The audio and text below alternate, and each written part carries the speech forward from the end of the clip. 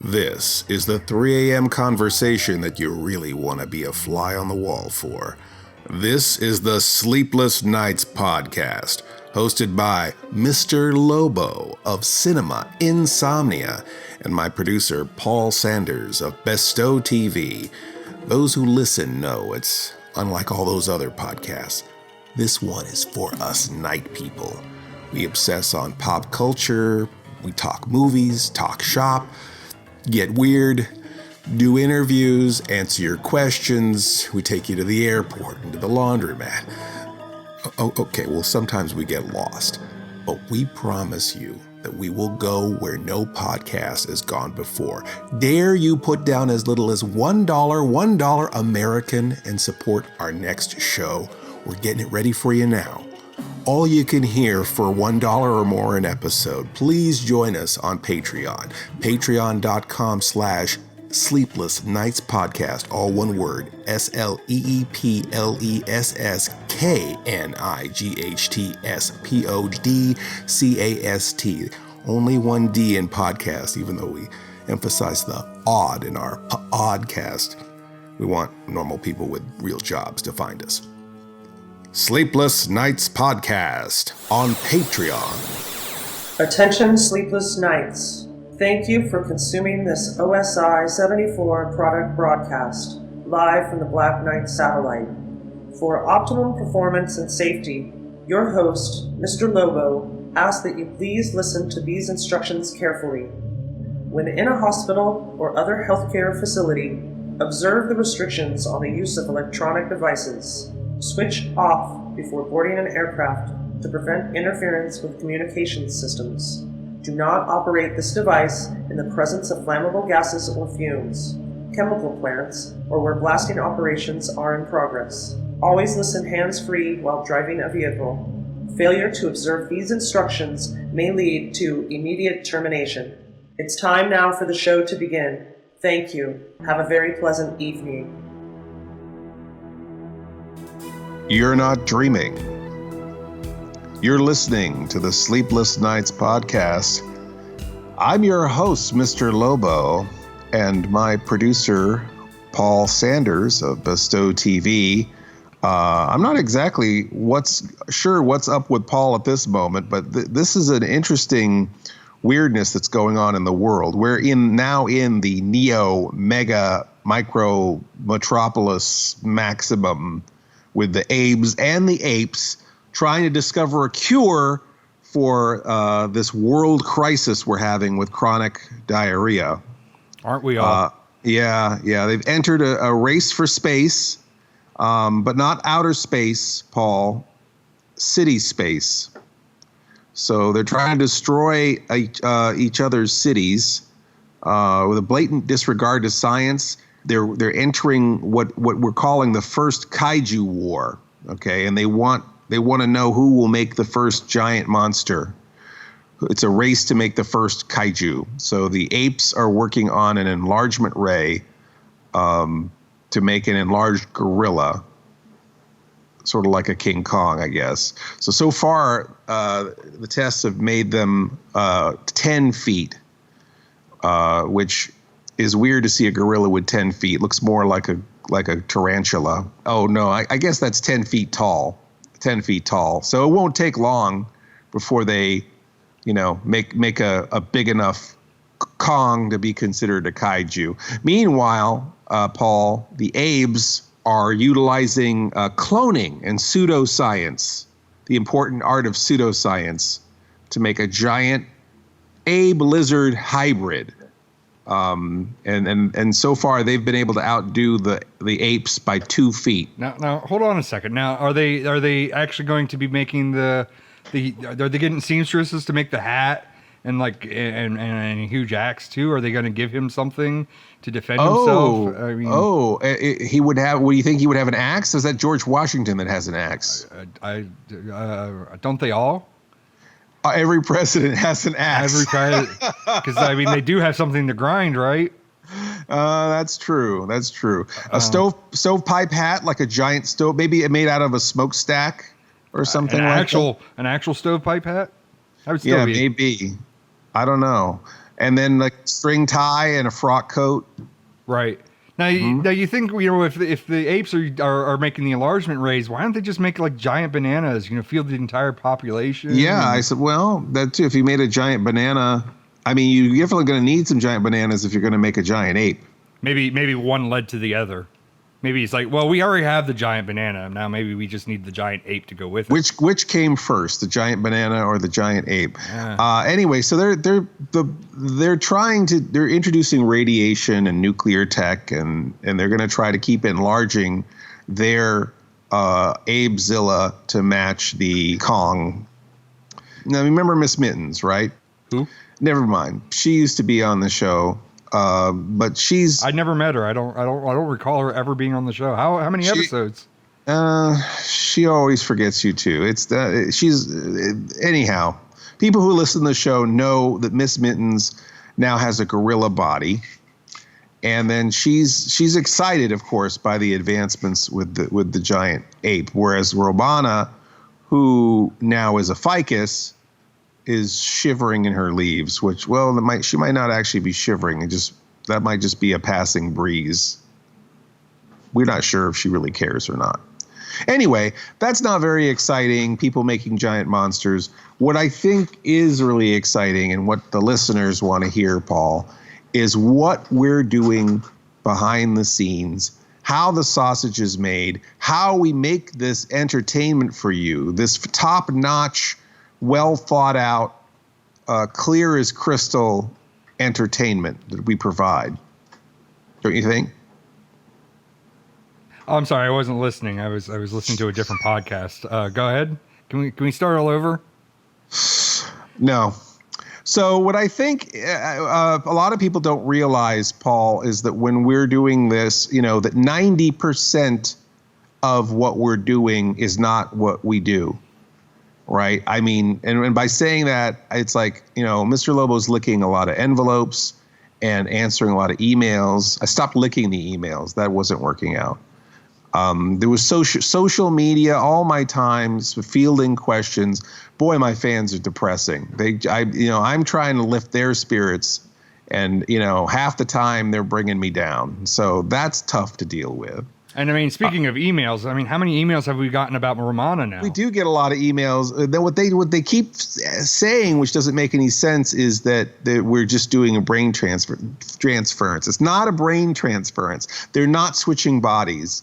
Miss Mittens isn't even a ficus. Miss Mittens is a special sort of ivy, not really a poison ivy. She's a toxic ivy, and. So this is not that. That's a different genre. That's horror, sci-fi horror, brain transference. This is, technology run amok / making a kaiju. Bless you. Do you need a tissue? Boy, I do need a tissue for every end. For each end. Ew, gross. So Paul, what's your end looking like daily? I won't go there. I mean, your stuff is exciting, and my stuff is 10 times more exciting than this. Yeah. It's the daily of looking at lines of code while writing for the website. Insert plug here. Oh, BESTOW.tv. And then looking at more code for writing multiple RSS feeds for such feeds as BESTOW TV, Cinema Insomnia, and this podcast. I think we're up to like 7 feeds that I have to maintain. But that sounds exciting. Then there's then I got to go through and error check those codes. For some reason, sometimes you get one line off, and all of a sudden you go to iTunes, and the whole shebang is missing, and it's because you missed you missed an end bracket or something there, or my latest discovery is doing over 6 months of promoting stuff on Twitter, and realizing that Twitter is not pulling the images off the websites, off the header code. So every single thing that I've sent doesn't have a photograph with it, and realizing I just spent 6 months just sending texts and probably not reaching a lot of people that way. I feel like on the internet, if it doesn't have an image, a lot of the times people aren't even aware a post is even made. I'm actually thinking that maybe for the podcast we should start maybe maybe Dixie and I should make a bunch of different graphics so that each episode has its own graphic or something, because that might spice it up a little bit if it looks like. If we have some graphics to go along with it, or some imagery to go along with it. I mean, what we've been using now was actually supposed to be just a temporary placeholder, and it's just our images with the title. So the title just changes, so it's not really enough to make that each one pop every time it comes out. It's just It's the masthead over and over again, which is nice. It's a strong image, but it's our only image. We just use that same image over and over again for everything. And then when you look at the wall, it's just nothing but that image. You just see nothing but blue. Yeah, that's true. That's true. Then I move over from there. I move over to the admin duties over on Facebook, and then I admin, BESTOW TV, Cinema Insomnia fan group, and the podcast page for this very podcast that you listen to. Amazing stuff, right? Told you 10% more exciting than yours. Yeah, that is. Yes, riveted hearing this. You're so excited you might lick your computer screen some more. Yeah, I was reaching for words. I was so excited. I also faithfully keep up our empty Reddit page, and I make sure to keep that up to date, day in, day out. Well, at least once a week. And see, I'm not a Reddit person, so I don't understand. I don't go there. It's supposed to be the face of the internet, or the front page of the internet, or the rear end of the internet, or. I mean, I guess Reddit is the front page, and our stuff is the rear end of Reddit. So, but I mean, basically, with everything that we post there, it's just posting to Reddit for us, not for everybody else, but for us. It's just basically like painting your cellar. It's like, it's great, you painted your cellar, but nobody sees it, nobody cares, and no one goes down the basement. They don't know. Yeah. I don't know why. I mean, is that just not our demographic, I suppose? I guess. I mean, when I do look at the stat, I mean, nobody interacts with it. There's nobody votes it up or anything, and we kind of want that interaction to make it visible to other people so that the algorithm picks it up. But it goes in there and it only has that one thumbs up, which is just me when I make the post. It's the same complaint of why you're throwing it off by thumbing it up yourself. Right? I mean, it's like that thing where people always say, "Why do you like your own Facebook post?" I'm like, I wrote it. Why would I like it? But so they don't care. They don't upvote it. More than likely, most people downvote it. But we're in our own little segment. We're not posting in other people's subreddits. We have our own subreddits. So that's our little space of Reddit. So, when you go and you look at the stats, here's another fun aspect is looking at over the stats and then stressing and pulling out your hair. That some of the web traffic that travels both to Mr. Lobo's YouTube and my YouTube as well is roughly about 3%. So 3% of people, they're clicking on the videos and watching them. They're just not upvoting it and doing any other sorts of interaction. They're not chatting with us or anything. I guess they say that like any sort of promotion, unless it just catches fire, you could expect about a 2% return. So you're doing a little bit better than that. There. I mean, at most is I'm maintaining our space. It's our space there. Nobody goes there, but it's there. Someday maybe in an archaeological dig, somebody will dig up that time capsule and be like, oh look, Paul posted some memes, and that's great. Yeah. Yes, we've got that. Let's downvote this 6 times. He's not around to. Anyway, I forgot to mention also adminning both the BESTOW TV and the Mr. Lobo YouTube. Which Mr. Lobo YouTube, by the way, this might be a surprise to you, just crossed 1,000 subscribers. 1,000 subscribers. That's fantastic. So we're rich now, right? No. And we're now allowed to make our own little posts. We have a little community tab now. So. Community tab. What does that mean? We could start buying beer? Basically, it's YouTube's version of Facebook, but shittier. Oh, okay. All right. Well, that's par for the course for YouTube. Do you remember MySpace? Yes. Shittier than that. Sometimes I miss MySpace. Sometimes I feel like I was getting better traction on MySpace. You know what? I probably should stop posting to Reddit and going back to MySpace. We'll probably get more interaction. That would make more sense. And then finally, I just, I help maintain the Patreon that supports this channel, and just, keep it all up to date. Where Reddit is a space where nobody cares about our channel or what we do. Patreon is a place that's filled with people that very much care what we do. Yeah, not to keep everything on a downbeat thing, because really, Patreon has been really pulling through for us in a lot of ways. And I'm very excited about the Sleepless Nights podcast Patreon. I mean, we have a good, nice little core of people there. Some of them are giving like $5 a month. I mean, are we even doing $5 worth of entertainment for these people? Not a month, per show, right? $5 per creation. Does that mean that we got to switch from a night show to a morning show? We have to have all those weird sound effects and horns and stuff? Yeah, it's like, hey, it's 11 minutes after the hour. Let's check that traffic. There's nothing but space out here. Back to you, Mr. Lobo. Okay, now it's time for our big giveaway. No, I don't know if we need to have that kind of energy. I think that would scare him away. But I mean, I do feel like I'm not quite giving $5 worth of entertainment. I mean, maybe like I might be giving $2.50 worth. I mean, maybe for $5, does that mean I should start wearing pants? Maybe I should take my pants off. Maybe I could. I don't know. You could just wear my pants, and I won't wear any. And maybe that will make it worth $5. I don't know if that's worth $5. No, I don't know that either. But other than that, the other thing that's interesting are these people who are giving, because we were expecting most people just give $1 for a podcast, but a $5 podcast, that's like better than a $5 foot long, Mm-hmm. That's 5 fun-sized candy bars. That's right. But the kind of Patreon. Does Tron go to Patreon? God, I hope so. I love Tron.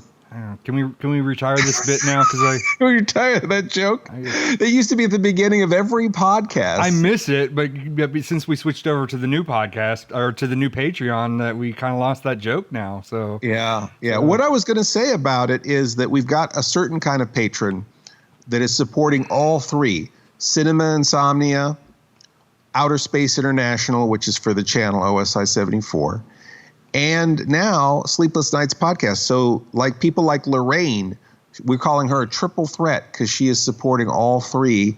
She's a buck in everywhere we're at, and people like Wendy too, who's not only supporting us on all of our different Patreon platforms, but she's donating like props, and I mean she's making props for 2 of our new episodes that we're developing. So thank you, Lorraine. Thank you, Wendy. Thank you, all of the people who are like Brian, who's giving us $5, and maybe I should sing a song here. Wait. You start from the beginning, and I'll sing a song. Ready? All right, ready? Okay. And 3, 2, 1. Like Brian and Cinda and Joe and Melissa and Rob, thank you so much for supporting us. Like I said, most of you are giving $5. I can't imagine us ever doing anything worth $5 on this show. Wow. That's a short episode. Well, good night, all. Good night, everybody. See you next time. That seemed really fast. You have been listening to the Sleepless Nights podcast.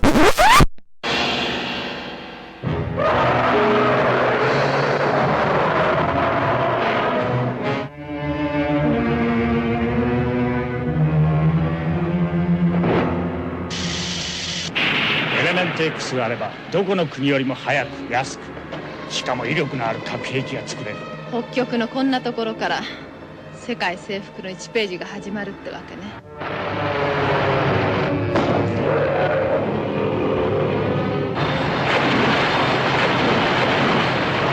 安定装置が故障しました。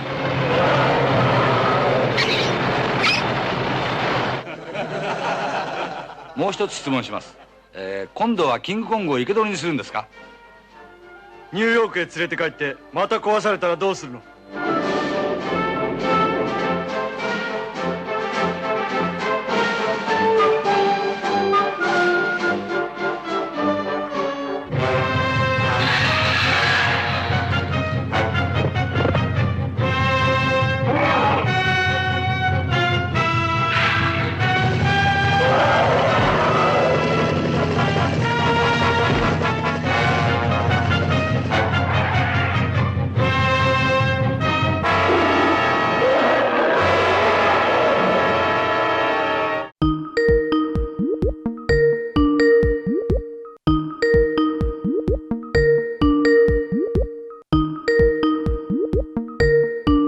Yeah? What do you want? Paul. What? Paul, we ended the show too soon. We were ended 3 segments early. We gotta go back and finish the show. All right. I'm gonna pause this movie. Now, you know what? You can have these pants back. They make me itch, and just so you know, those stains were on them when I got them. They were like that when they got here. I'm gonna beam them right back to you. Oh, you're gonna beam me my pants back? Excellent. And I don't believe you about those stains, Paul. Well, you don't believe me about the stains, but I have a question. How can I beam pants back to you, but you can't beam me back to Earth? Like, why do I got to stay out in space? The molecules in those stains in those pants, Paul, are a lot less complicated than your molecules, but not by much. You think with the $5 upcharge that we're getting now, we probably can start working on that technology, you think? I guess so. I mean, I think we're having a hard. I don't know if we didn't even give them like 1/4 of a $5 worth of a show. We only gave them like one segment of a $5 show. So what is that? $1.25's worth of a show? All right. Well then, all right. I got it. I got $575 worth of a story. I got to tell you. You have a $4.75 story. Is that what you're trying to tell me? Yeah, that's what I'm telling you. All right, let's hear it. I'm going to tell you, what happened, because you didn't hear this. This happened since last week after we signed off on the podcast. Yeah. What happened to me just last week alone way outweighs whatever's going on Earth. Mm-hmm.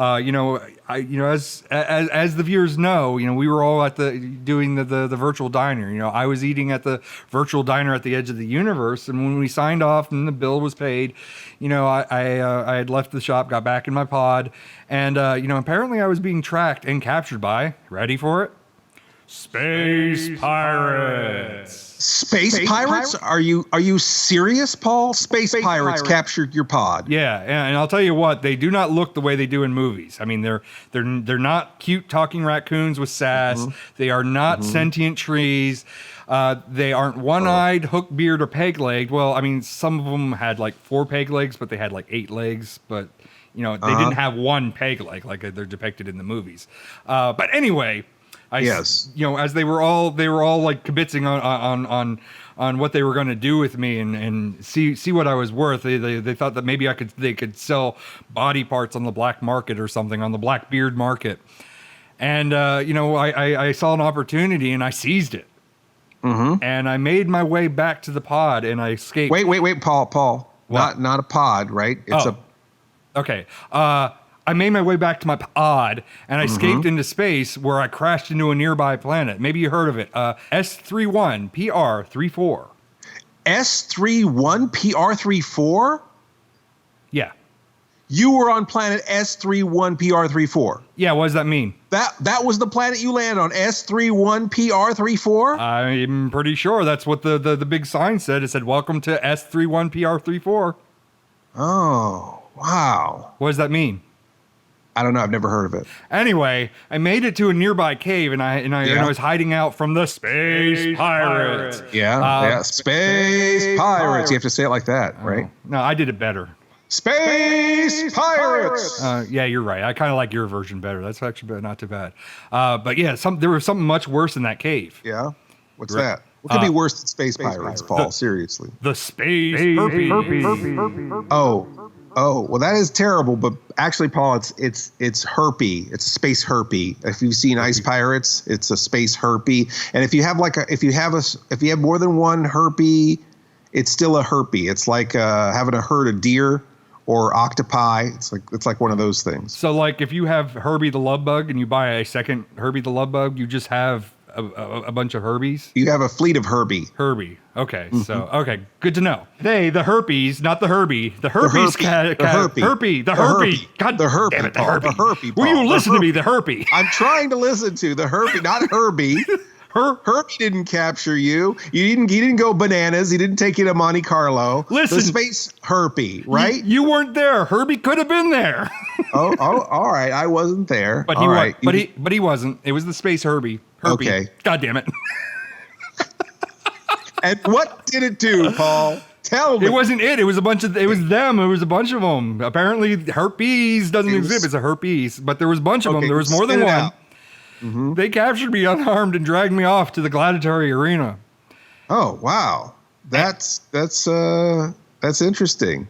And, you know, they had me bound up and they had a hood over my head. And it's like, you know, all sorts of things were going through my mind. And it was like the thing that goes through everybody's mind when they're in their situation.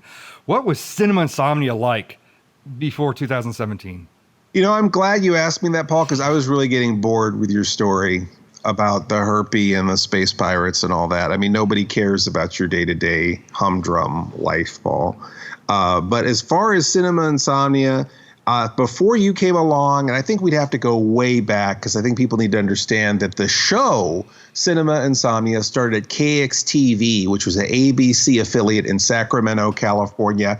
And it was a beautiful $4 million studio, and we had a full crew, audio technicians and stage floor directors, and a lot of people, lighting people, that made those first shows. Now, we'd only had access to the studio like a couple of hours a week to actually shoot the show, so we had to be very concise.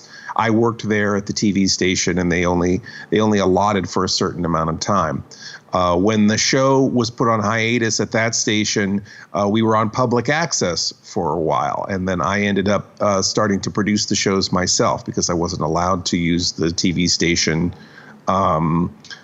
facilities to make the shows for public access. So we had a mother-in-law shack out back behind our house, and we basically hung a black curtain, tried to duplicate the $4 million studio, which is interesting because we could have done anything. And I think in the back of my mind, I thought, well, let me make this something that I could, if I want to keep making the shows, I can easily replicate.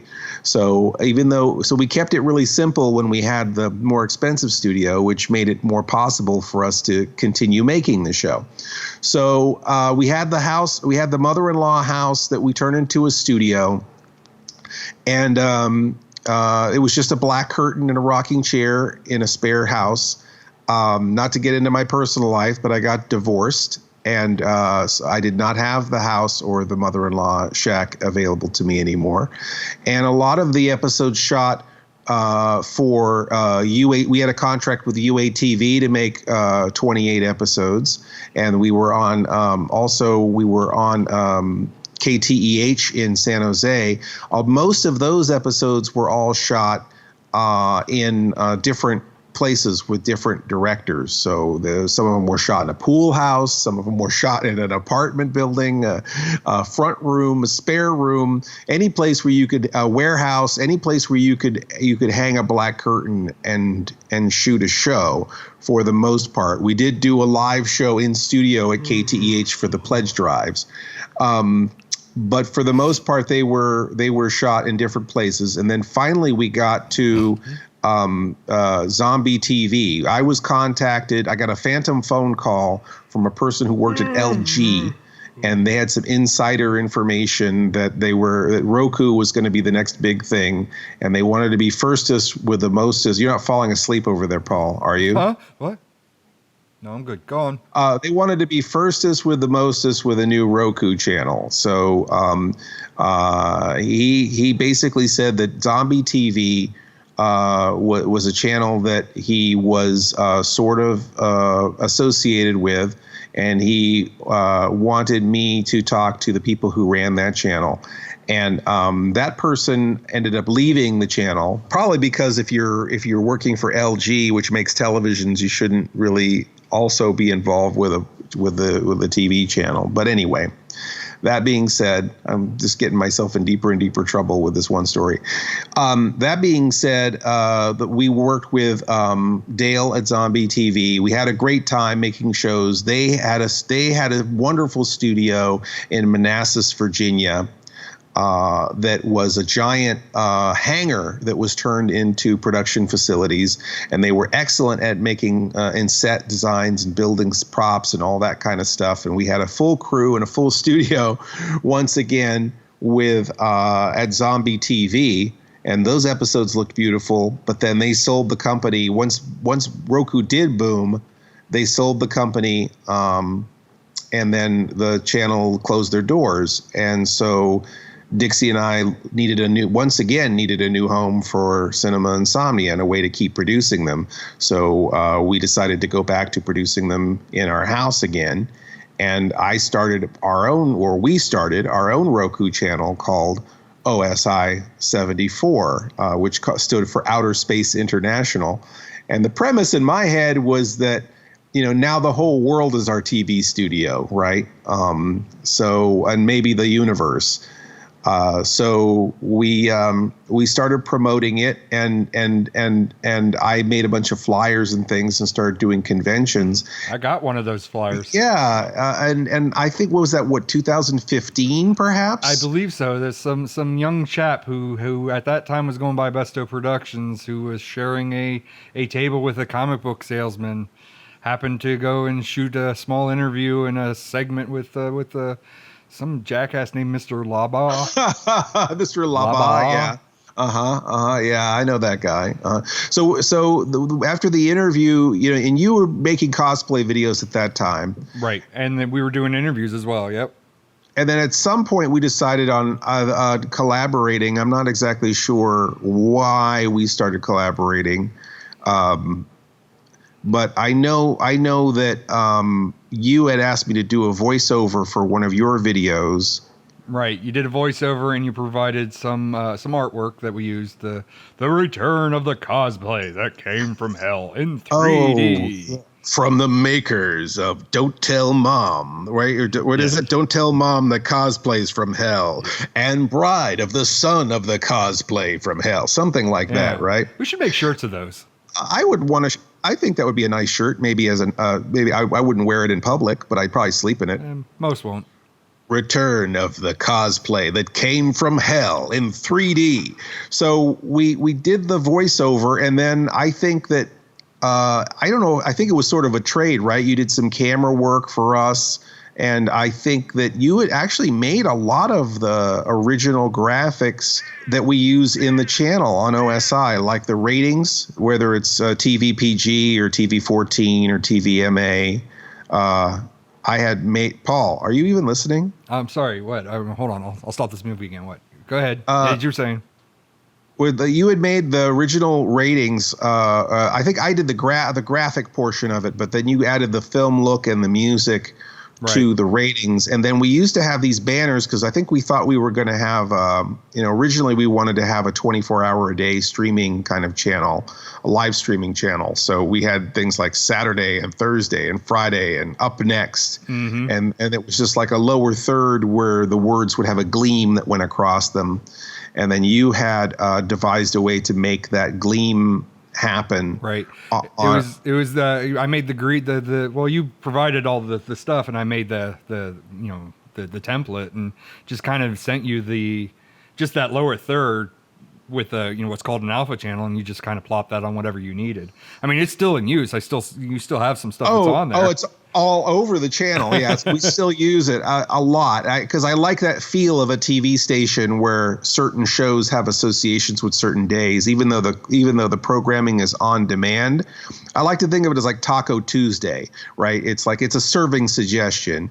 Certain shows have a Sunday feel or a Saturday feel or a Friday night feel, and so we've kept that as part of the channel. So really, all of the graphics that you helped us make for the channel still exist on the channel, and then Aaron finally started visiting out here and helping us make shows, and then like I think there was a little bit of crossover, but really we barely got that much time. I've never got like there was very briefly we got both of you together where we actually got to have a luxurious crew of two people on an episode. The planets aligned where Mr. Lobo could actually have two competent crewmen on a show at the same time. But that's just how it goes. It's maybe in the future after all the chronic diarrhea is cleared up, we could all be working on a show at the same time again. How much time we got, Paul? It looks like it's time for me to go back to this movie, man, because it's like, I've been drifting in and out and kind of watching it. So, good night, folks. All right. Time flies when you're having fun. Good night, everybody. You have been listening to the Sleepless Nights podcast. Do you like Mr. Lobo? And do you like it when Mr. Lobo does stuff? Well, you're in luck. Mr. Lobo Does is now available on video on demand. See groundbreaking hits like Fidget Spinners and Halloween, or the award-winning Procrastination. 17 episodes to choose from to binge all at once. But wait, there's more! Included are alternative scenes, deleted scenes, and fun extras exclusive to the set. You are not going to see these puppies anywhere else. Nab your copy today while supplies last. Operators are standing by at VOD-MLD1.bestow.tv. That's VOD-MLD, the number 1.bestow.tv.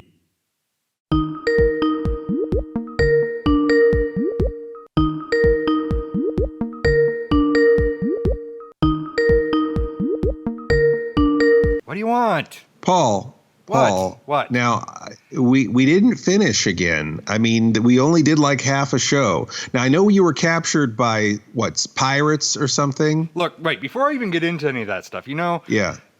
Phil is never going to, get out of this day if I keep having to pause this movie. And you keep making me pause this movie every time. I don't know why you keep watching the same movie every day and think it's going to turn out differently. That's the whole point of the movie, isn't it? Isn't this movie like that standard batch thingamabobber where you just select things? I mean, I've been hitting buttons on my remote and it's been doing all sorts of crazy stuff. Even when Aaron and I did were the Return Coming, it didn't really work and people thought it was doing something when they were pushing the buttons. Okay, Paul, seriously though. Okay. I know you were talking about watching a movie, but we haven't finished the show. You were telling us about your encounters with pirates, right? Wait, it's Space Pirates. You got to stay on brand. They're paying, all right. per penny here. Space Pirates. Not too bad. And thank you. So you escape from planet S31PR34. And then you see a flare up of herpy? Now, come on. Now, you got to stay on brand. It's Space Herbie. It's actually, no, it's not. It's Space Herbie. Not Herbie, Paul. My bad. Then, then you're fighting in this gladiatorial arena, right? And then all that just happened just in the past week? Yeah. Why wouldn't it? Wow, isn't that what happens to you in a week? I mean, I not that kind of stuff. No, that's very different. So you won. Did you win all the? You won. You're telling me that you were fought. You can't even. Can't even see you running, much less fighting in arena. I mean, you're telling me that you survived in a space arena. Yeah, I mean, I fought in the arena. I became their champion. Imagine that. The pantsless producer, the herpy champion. Yeah, they probably just didn't want to touch you. Yeah, I mean, basically that's not far from the truth. They see a guy wearing the breastplate and no pants, and nobody wanted to go against me. So I was I was unmatched, A herpy guy with no pants. Yeah. So all right. So with no effort, you won all your matches, and then what? Well, it was actually, I had flawless victories. I won, win after win after win after win. Default, it's a default okay, I'm win, not buying it, but yeah, okay. Then the High Council of Human Consumption showed up. The High Council for Human Consumption. Now, you didn't fight them. Nobody fights them. Well, I didn't exactly fight them, air quote. I mean, basically because I was arena champion. Yeah. I was involved in all the herpy marketing. Some may call it the viral marketing. All of the herpy viral marketing. I mean, on Earth, the equivalent would have been I would have been on the Wheaties box. But up here, they don't have Wheaties, of course. They don't ship out this far. Right. So up here, you imagine this. The equivalent is the Frosted Choco Herparoo brand cereal. Herparoos? That sounds delicious, Paul. I smell future sponsorship. I can tell right away that we're gonna be. Yeah, finally, we're gonna be rolling in it. We're gonna be rolling in herpy medication. So the High Council for Human Consumption didn't exactly approve marketing from a pantsless hero, so they kind of stepped in and shut this all down. I just slipped out of the back door when the raid happened. Nobody knew a thing that nobody caught on. I hightailed it back to the pod. That's incredible, Paul. I cannot believe you've accomplished so much, that you've done so much, that you've lived so much just in this past week. Yeah, I mean, and after all this, everything that I've been through, I have a cold sore as a consolation prize. I keep it over there on the mantle. Oh boy! And if you've ever had a cold sore in your mantle, you know what an experience that can be. It's like the singing Billy Bass. It sings to me. It sings me to sleep all the time. What did the bass actually sing? Do you remember what the actual singing bass? Blah blah blah on the river. Blah blah blah. Oh yeah, Take rolling on the river. Right? Was it? I don't know. Smoke me on the crack pipe. Smoke me gently. Roast me. Truly, I don't know. Hey, before we get too far, I want to Fillet rant. my heart. I want to rant about something. All right, so here's a Paul's rant segment. I don't know if we can cue up some music. No music. All right, fine, whatever. And now Paul rants. So, while I was out here dodging space pirates and being a champion... Not Spice Pirates. That's a different movie altogether. All right, Space Pirates. Space Pirates. And being the champion of the space herpy culture, some lowlife back on Earth hacked my bank account. And then they bought 110 Lincoln Bucks worth of pizza. You know what? I hope you choke on pepperoni. Do you know how hard it is to cash checks that are written by a herpy? Nobody wants to touch that stuff. I hope you get chronic diarrhea of the balls. I hope that Wait, Paul, shut up, okay? Just, nobody wants to hear you just rant endlessly about your own private affairs. That's not what people come here. That's not what they pay $5 for on Patreon. This isn't a $5 show. We got to dig deeper than that. We got to tell them things that are relevant to the art that we create, to the shows that we produce. Okay. So I think let's just switch gears here. I want to talk a little bit about how we've been filming here. Now, you haven't been here for this. We've been shooting, getting back into the swing of things and shooting Cinema Insomnia segments for the watch parties. We haven't gotten up to doing full episodes yet, but we've been doing wraparounds for these double features that we've been showing on Facebook on Saturday nights. And last weekend, we did a Corman Forever double feature. We showed 2 Roger Corman movies. Now, Facebook has been busting people left and right for showing things like Rise of Skywalker and Bad Boys 3 and stuff like that. And we're like going, these guys are fools. It's like we're playing it safe. We're playing Little Shop of Horrors, which is on every 50-pack DVD set that you can get at the discount store, or the dollar store. You can get Little Shop of Horrors. This is something that's way deep into the public domain. We've aired this on every kind of TV that you can imagine, our episode that contains that movie. And somehow the High Council of Human Consumption, via Facebook or their robots, blocked just the movie. So imagine this. Every time I'm hosting my show, I toss out to the movie and then silence. And then it comes back to me talking about a movie that nobody can hear. And then I toss back into the movie again, and it's complete silence. And, we thought about doing riff tracks or what's the other one? Mystery Science Theater 3000? Mystery Science Theater, yeah, or a bad lip reading. Yeah. But none of those things, obviously we weren't prepared to do anything like that anyway. But it just, I ended up just basically taking a poll from the people in the watch party, and a lot of the same people who were our patrons were in that watch party. And I asked them what movie they wanted to see that we already had in the queue. And so we just basically queued up another movie, added it to the end of the watch party, and then we just skimmed through. I fast forwarded through the whole movie with the whole audience there. And when we got to the end, I started playing it again before it would click over to the next movie or next episode of Cinema Insomnia. And at the very end of it, Aaron re-edits the movies and does these real cheeky things. One of the things he did was he took the music from the 80s Little Shop of Horrors, the Frank Oz big budget, big studio movie, the 1980s Little Shop of Horrors, which is not in the public domain at all. Took some of the music from that, the famous progression, the ba ba ba ba ba, that whole part, and he put that music in there for the ending of the movie. So he has it ramping up in the climax.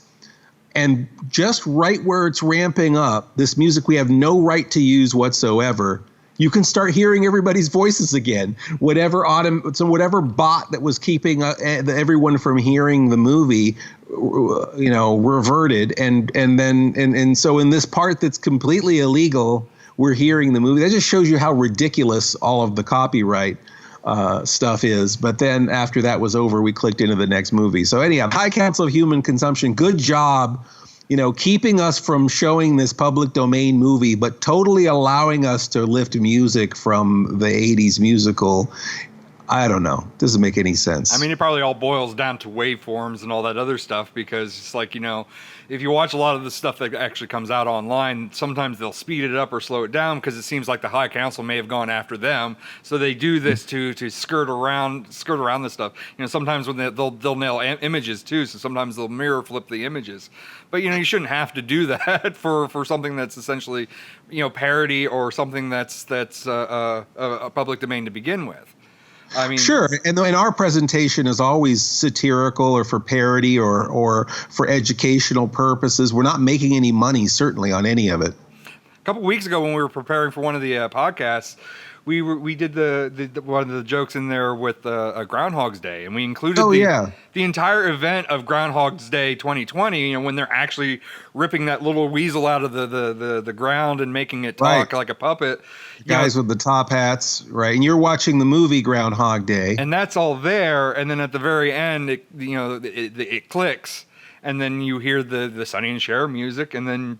Right, and in the movie, of course, that song plays every day when he's living that day and wakes up again in the morning. You hear that song several times throughout the course of the movie. Right, so the joke is that you get the 2020 real-life Groundhog's Day announcement coupled with the film joke, it's slightly suggesting to the listeners that we're just repeating the same stuff. It's right, going to be the same. The alarm clock clicks and right? That's basically what happens. And, I did a small segment to send over to you, and before it was even done processing, we were nailed with a copyright on the song to begin with, because you hear too much of the Sonny and Cher song. And it's this is covered under parody. We could argue it, but why are we going to argue it, first of all? Second of all, we kind of ignored the other strikes. You don't really get strikes, but they hit you where it's like, oh... So what do they take your monetization away? They take your monetization away, like that's a threat to us. We're not monetizing that stuff anyway, or anything else. It's just the idea of it is like we use 10 seconds of a song, and it's like now we're going to lose 100% of everything, which makes no sense. So it was like, well, do I just lift the whole damn thing and just let it be the 2020 Groundhog's Day announcement, or do I just let the alarm clock click and then we just go back into the Sleepless Nights show, or is that just not enough of a hook to get that we were kind of telling a pseudo joke there, a pseudo joke? There was like, well, is Bill Murray's groan, is that going to be enough to tell it, with the click of the alarm clock and his groaning, is that enough to tell us what's going in? And ultimately, it ended up just cheating that music, just cutting. See how much of that music we could leave in there, so people would get the joke. Paul, let me ask you so you kept shaving it back, and then were you just kept uploading it by itself to see if it would get triggered by a bot or something? Yeah, I did the first version just so I could send it to you and say, because normally we go to a commercial and we pick an actual commercial, and this time we actually, I went to an actual newscast and played the newscast with this little joke ending. So the first time was just to send it to you to see what you thought about it, and that's when we got nailed. And then it became a thing of like, well, now I have to play this game where I got to trim it and resend it and see if it gets flagged anytime again. Wow, what a mess. Ultimately I ended up having to trim like another, I had to trim it down just a little bit where it's like, what is it? Any mountain we can climb is like the only lyric that you hear, and then you hear him, groan and flop back into bed. So if you didn't get that joke, that was the joke that we were trying to tell. If you heard that Wow. podcast. Yes. No thanks to the High Council of Human Consumption. Now, do we have time to tell one more story, Paul? Because I wanted to talk about directing styles. Oh, I didn't even hit the record button. Oh, really? You have been listening to the Sleepless Nights podcast.100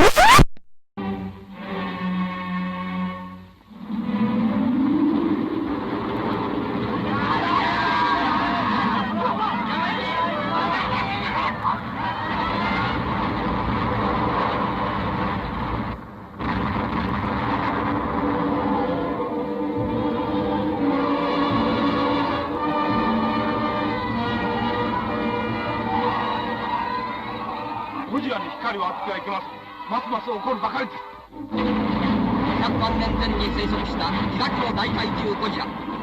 水爆実験はついに太平洋に眠る大怪獣の怒りを買った。放射能を発し、白熱の海溝を吐きながらゴジラは東京へ上陸した。僕は反対です。また、わしは気まぐれに言ってるんではないよ。あのゴジラは世界中の学者は誰一人として見ていない。日本だけに現れた貴重な研究知らず。しかし先生、だからといってあの凶暴な怪物をあのままほっとくわけにはいきません。君までがゴジラを抹殺しようというのか。バカな。素人のあなた一人を海の中に放り込みますか。俺が死なない限り、どんなことで再び使用する立場に追い込まれないと誰が断言できる。もしもそれが恐ろしい目的に使用されたとしたら。青年科学者セリザーが秘めた恐るべき発明とは。長年の研究の成功を何ちゅうことなさるんです。話せ。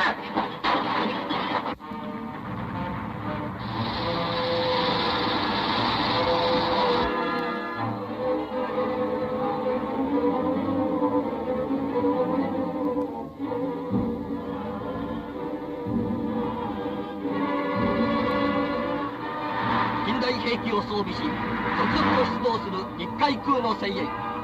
ゴジラの恐怖から脱出する難民の群れ。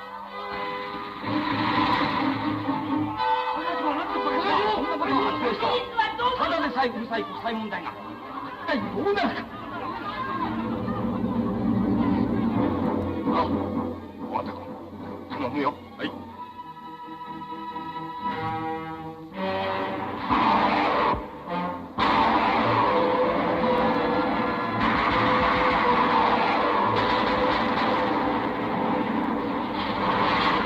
制作費1億、6ヶ月の期間が生んだ世紀の巨人ゴジラ。映画技術の粋を集め、大東宝が全能力を挙げた空前のスペクタクルゴジラ。本年最大の話題作ゴジラ。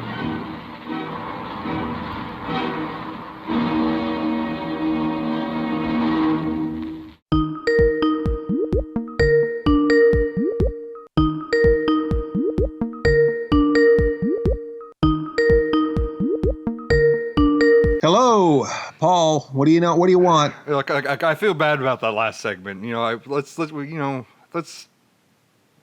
to make some peace. And We should probably just trash the whole episode. I mean, honestly, are we missing a segment? I'm so confused. Are we missing a whole segment now? I mean, I got it pretty much worked out. I can just put up like squirrels chittering and stuff. I mean, honestly, according to the analytics, people only listen to the first fourth of the show, so they probably didn't even miss anything. You know, I don't know. This is why I don't look at any of the statistics or the analytics. I mean, it sucks because now nobody will ever know how I escaped from the herpy, but whatever. It's I don't fine. think anyone cares. Honestly, we can get into the meat of the subject. I don't even know what. Like, I mean, again, I'm really totally confused. I mean, how? So we're gonna try and do another segment. Yeah, sure. Let's just wrap it up. We'll do the end. So we're gonna do the fourth segment. Okay, we're doing the fourth segment, and then how do we know when the show's actually over? Well, then, I'll let you know. I'll tell you when we're up. You're gonna tell me. Yeah. So I don't know if I trust you. I mean, how do you normally time out the shows? I mean, Gal just starts bringing up the music. Gal 9000 just cues up that music. So you're letting a computer make creative choices on a radio program. And you let a houseplant drink. So what's the difference? Oh, okay. Now you remember Miss Mittens when you're trying to come up with a dig. Now your memory is returned miraculously. Oh, that's her name. That's Miss Mittens. That's Miss Mittens. Miss Mittens. I thought Miss Mittens was another house plant. Yes. Well, she's more than a houseplant now. She's a gorilla, but it's going to take too long to talk about that again. We want to talk about behind the scenes. I really wanted to get into directing styles. There are a lot of differences between shows that I'm directing or the shows that Aaron is directing, shows that you are directing. When we were all here working together, it's actually pretty great. I really love that one. This is one thing I really miss with you not being on the shoots, is you used to do these great 3x5 cards for all the different segments, and they would have the props that were needed and the sort of, all of the elements sort of all kept track of. And then when we were done shooting that portion, we would just put it in the discard pile. We'd mark it as shot, and we would take notes for your audio file number, the video file numbers. It's actually something I picked up from a different shoot. That was something I had to do for a professional job, just so that you can keep track of everything that you need. Because if we're shooting out of order and we need specific props, we don't want to overlook or forget about that, because we're not necessarily reading directly out of the script. We're kind of working, in the moment, so to speak. So sometimes things can get overlooked. So it was just nice to have that stuff on hand. That little shorthand. You don't have people flipping through the script over and over again. You have it all in one place, all the things that you need to get through the scene. Yeah, and that little shot about the show not being professional, I don't think that went over my head. That went right into my heart, stabbed me right in my heart, Paul. I just want you to know that. So yes, we don't always do things very professional over here. I think that another thing that is sort of different is the interviews. Like, I think about interviews that we've done for Cinema Insomnia, where we would just. I think a lot of times in the early ones, I think I kind of wanted some of the interviews to go south on purpose for comedic effect. But then the setup was usually we would have a stick microphone, and then I would point it at myself and then point it at the person. With the interviews we did for Creative Continuity, I was wearing the lavalier microphone, and then the talent would have a stick microphone. That was one thing I noticed that was different. And you were a lot more prepared usually too. A lot of times you would have the interviews all worked out in advance, where a lot of the interviews we did were somewhat spontaneous. Do you remember what I always told you if you ever get stuck? Because this is the same thing I tell that to all the hosts that were in front of the camera, was that if you ever get stuck, it's where have you been? Where has your career been in the past? Where's your career currently? Where's it going in the future? Is always instant go-tos if you ever get I do remember that. Yeah, you did have some. I remember you had some good go-to. If you get painted in a corner, there's some things to ask. Because a lot of times we were picking out people that neither of us knew, or one of us knew and knew well, and the other one of us didn't know as much. So you kind of get stuck because you're trying. You know that there's people that are interested in that person, that celebrity, that artist, whatever. That you don't want to cut them out. If they're available to you, you want to include them. So you have to kind of figure your path around. How did you get started? Tell us about your current project. Where are you going in the future? Right. Correct. Those are the things. It's open-ended questions are very important too. I mean, I remember I was interviewing Sid Haig at WonderCon, and that's a pretty, I guess, a good interview. We have a good rapport, and that was something that was really important to me, is that I wanted to have a rapport with the people I interviewed, because I always felt like when you see people being interviewed, there's a point there where you ask them the question that everybody asks them, and they click into automatic pilot and they start telling that same anecdote almost word for word to every interviewer, and I felt like, well, someone already got that question answered. Someone already has stock answer. I want to try to get something out of this person that we haven't got out of this person before. Having someone sing with you, or having someone tell you a joke, or tell you what their favorite toy was when they were a kid, or anything but the same answers to the same questions that you've heard over and over again. That was one thing that crossed my mind. And then there was a guy there who was with a very popular blog or website, and he didn't have time to interview Sid Haig, and he gave me his questions. And he said, well, you can ask him these questions. And I read over the list, and it would be like, Mr. Haig, you made an important decision in May of 1963. What was it?